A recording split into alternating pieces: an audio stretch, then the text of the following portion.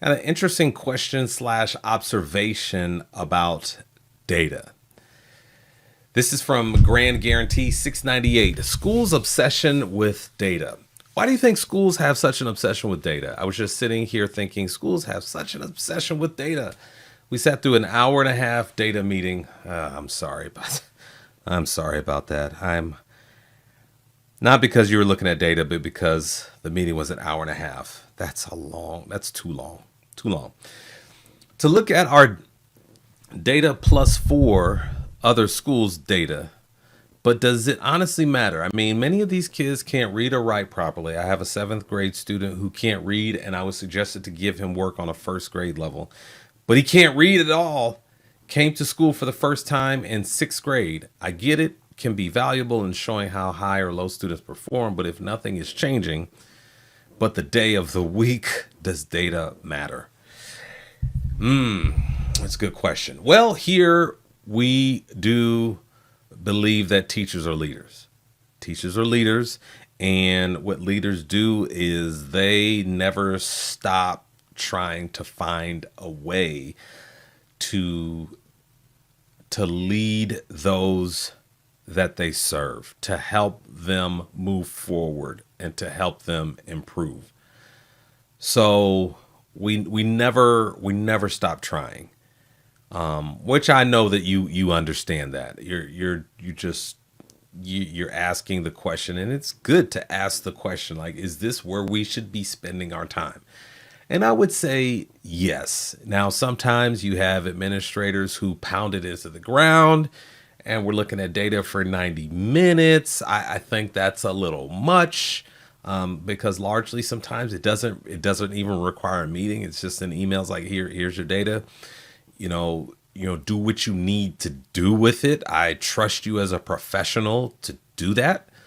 So yeah, sometimes it's misused, and it just gets a bad name, because it's misused. Because data is, I think data is gold, and that it can help you, just like you said, identify where students need help, which students need help, and potentially how you can help those students. So it's good to have those analytics. And so thankfully today we live in an age where we have so much information. We can gather so much knowledge, so many numbers, so many statistics, data, and we can use that to the benefit of the student. Now the thing is, the teachers, administrators need to care about the data. Teachers need to care about the data.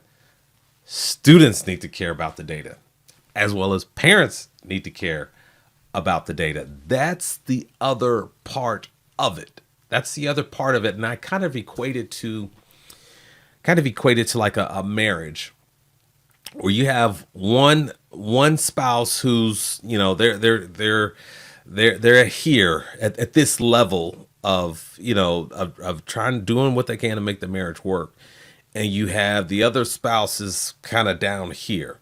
Well, this spouse can't make up for what this spouse is not doing to get to here. It doesn't work that way.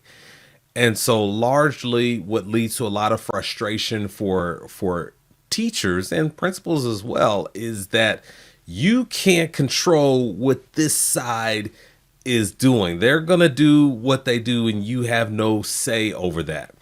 But that being, and I believe that.